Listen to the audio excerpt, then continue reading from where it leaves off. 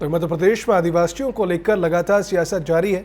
विपक्ष राज्य और आदिवासियों की दिक्कतों को गिना रहा है तो उन पर हो रहे अत्याचारों का जिक्र भी कर रहा है, तो वहीं सत्ता पक्ष उनको दी जा रही सुविधाओं और उनको आगे बढ़ाने की बात कर रहा है। आदिवासियों पर सियासत को लेकर पेश है हमारी खास रिपोर्ट।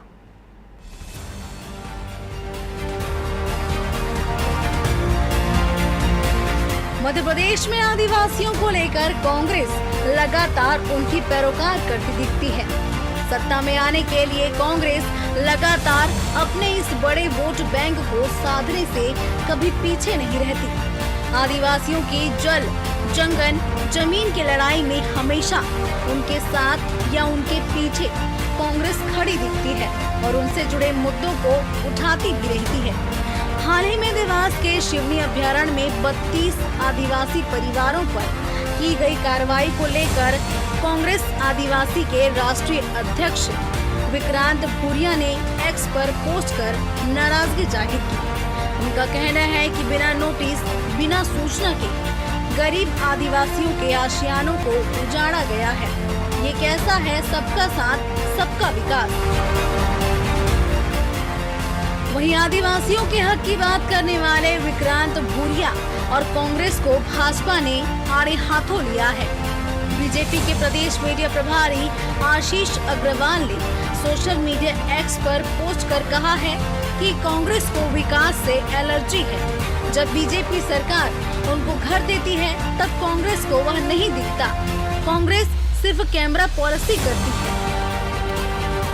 देखिए, कांग्रेस पार्टी का लगातार प्रयास चल रहा है और ये योजनाबद्ध तरीके से वो कर रही है।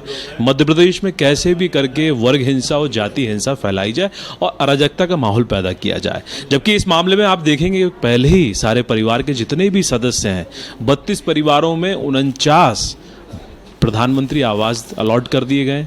बचे हुए 2 लोग जिनको अलॉट करने की व्यवस्था चल रही है, उनको आर्थिक रूप से कलेक्टर द्वारा राशि भी दी गई और बार बार आग्रह किया गया है कि वो जगह को खाली करना है। और आज वो जब इस प्रकार के ट्वीट्स करके मध्य प्रदेश में चिड़िया जो उड़ाने का काम कर रहे हैं, ना ही अराजकता का माहौल पैदा कर पाएंगे। मध्य प्रदेश के आदिवासियों के लिए यदि किसी ने कुछ किया है तो वो भारतीय जनता पार्टी की सरकार है। लगातार पैसा कानून जैसे सख्त और संवेदनशील कानून बनाए जिनमें उनको पूर्णतः अधिकार दिए गए। कैमरे की पॉलिटिक्स नहीं करते आशीष जी।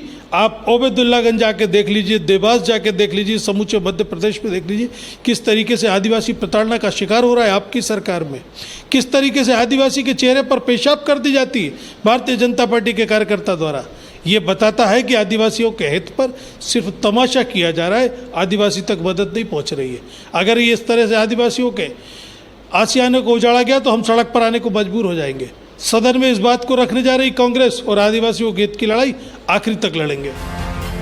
इन सब मामलों के बीच अब देखने वाली बात यह होगी कि आने वाले समय में आदिवासियों को साधने में कौन सी पार्टी कामयाब होती है और कौन उनके दुख दर्द को समझती है और कौन उनकी हितैषी दिखती है।